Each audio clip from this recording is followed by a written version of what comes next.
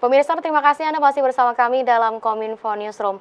Pemirsa, Sekretaris Jenderal Kemendikbudristek Soeharti dalam Forum Merdeka Barat 9 menegaskan program Merdeka Belajar dan Kartu Indonesia Pintar menurunkan kesenjangan akses pendidikan di masyarakat. Dalam 10 tahun terakhir, pemerintah memperbaiki sistem pendidikan menjadi lebih adaptif, merata, dan berkeadilan.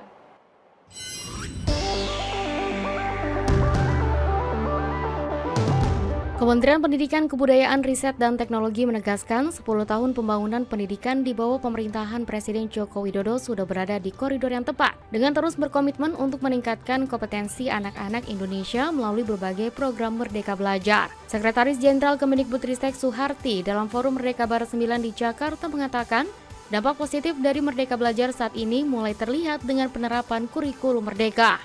Ia menilai sekolah-sekolah yang telah menerapkan kurikulum Merdeka dalam 3 tahun terakhir terbukti jauh lebih baik hasil capaian literasi dan numerasinya dibandingkan dengan sekolah yang baru 1 atau 2 tahun, serta sekolah yang belum menerapkan kurikulum Merdeka. Selain berfokus pada peningkatan kualitas, Kemendikbudristek juga berfokus pada pemerataan akses.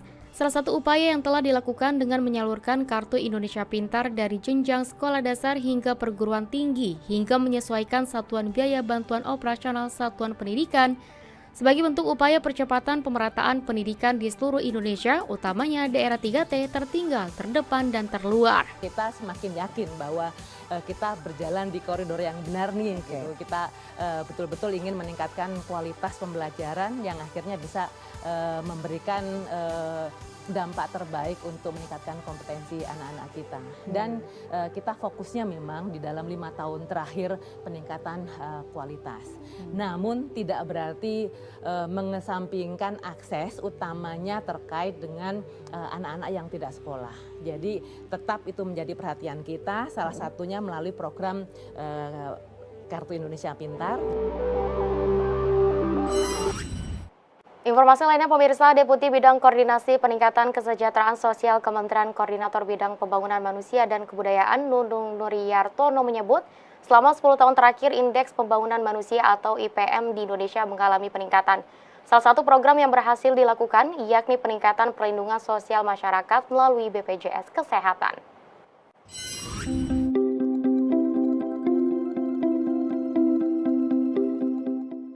Sebagai upaya menyambut bonus demografi yang berlangsung hingga tahun 2030, pemerintah dalam 10 tahun terakhir terus memperkuat berbagai sektor seperti pendidikan, kesehatan, hingga dunia kerja demi menciptakan sumber daya manusia unggul yang siap bersaing di kancah global.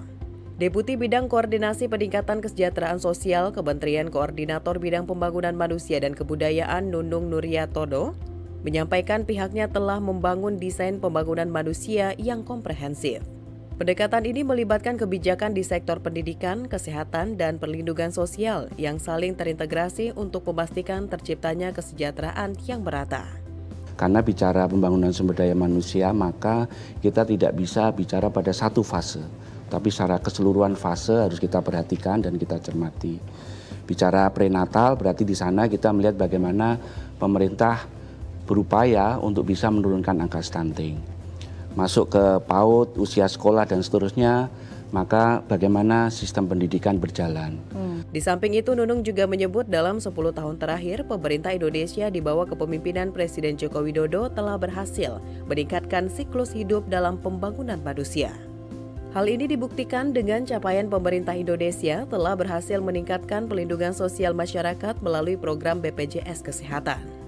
98,16% penduduk Indonesia itu sudah terlindungi ya, oleh BPJS Kesehatan.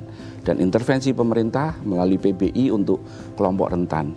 Sehingga ini semuanya akan menghasilkan capaian-capaian yang kita bisa lihat.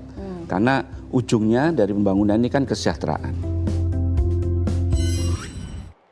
Pemirsa, Wakil Menteri Kesehatan Dante Saxono Harabuwono dalam Forum Merdeka Barat 9 yang dikelola Kominfo menyebut dalam 10 tahun terakhir Kemenkes telah mengirim tenaga kesehatan ke daerah 3T di Indonesia. Pengiriman tenaga kesehatan sejalan dengan program Jaminan Kesehatan Nasional yang bertujuan untuk pemerataan akses dan kemudahan akses kesehatan bagi masyarakat 3T.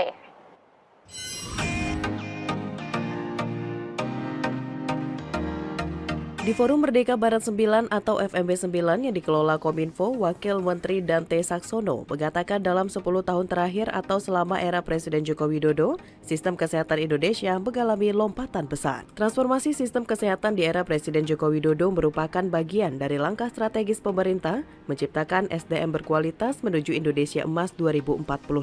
Dalam 10 tahun terakhir, sebanyak 10.000 tenaga kesehatan telah dikirim ke berbagai penjuru dan daerah terpencil di seluruh Indonesia. Pengiriman tenaga kesehatan menjadi bentuk penguatan sistem kesehatan nasional sekaligus memastikan akses layanan kesehatan yang merata di seluruh negeri. Program Jaminan Kesehatan Nasional saat ini telah menjamah 90% masyarakat Indonesia dan memastikan masyarakat 3T mendapat akses kesehatan yang memadai. Coverage Jaminan Kesehatan Nasional. Coverage Jaminan Kesehatan Nasional sekarang sudah hampir mencapai 90% dari total jumlah penduduk. Itu yang pertama. Kemudian yang kedua, kita sudah menyalurkan lebih dari 10.000 tenaga kesehatan di daerah tertinggal, terpencil, dan kepulauan. Kemudian yang ketiga, kita juga berhasil menurunkan angka stunting yang tadinya 37,2 pada tahun 2013, sekarang menjadi 21,5 di tahun 2023. Ini beberapa hal penting yang menjadi highlight pencapaian pemerintah dalam dekade 10 tahun ini. Pemerintah berkomitmen kuat memperbaiki sistem kesehatan nasional termasuk meningkatkan akses layanan kesehatan di seluruh wilayah Indonesia. Langkah ini diambil untuk memperkuat ketahanan kesehatan nasional dan mempersiapkan generasi bangsa di masa depan yang lebih sehat dan mampu bersaing dengan negara lain.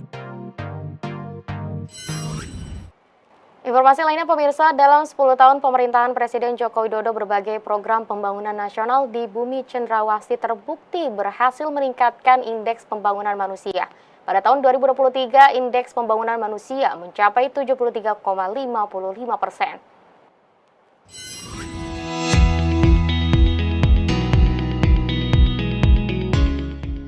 Pemerintah terus mendorong berbagai program pembangunan di Bumi Cendrawasih yang tidak hanya fokus pada aspek fisik, tetapi juga pada pengembangan manusia sebagai kunci keberlanjutan kemajuan. Dalam 10 tahun pemerintahan Presiden Joko Widodo, berbagai program pembangunan nasional di Bumi Cendrawasih terbukti berhasil meningkatkan indeks pembangunan manusia. Tenaga ahli utama KSP Theo Litai mengatakan, indeks pembangunan manusia di Provinsi Papua meningkat secara cepat pada semua dimensi, baik pada dimensi umur panjang dan hidup sehat, pengetahuan maupun pada standar hidup yang layak dari masyarakat yang terus mengalami kemajuan. Pada tahun 2023, indeks pembangunan manusia mencapai 73,55%. Angka ini meningkat jika dibandingkan pada 2022 sebesar 72,91%. Peningkatan ini terjadi berkat kerja keras pemerintahan Jokowi dengan melakukan percepatan pemerataan pembangunan hingga di seluruh pelosok negeri. Provinsi-provinsi Papua itu mengalami kemajuan indeks pembangunan manusianya itu dari tingkat rendah sebelumnya menjadi tingkat menengah. Dan itu terjadi dalam waktu yang sangat cepat. Dan mereka merupakan wilayah dengan kecepatan peningkatan IPM tercepat di Indonesia. Pemirsa, usai jeda pariwara kami akan dialog mengenai membangun desa, membangun Indonesia maju bersama rekan kami Anggria Ratri. Sesaat lagi tetaplah bersama kami.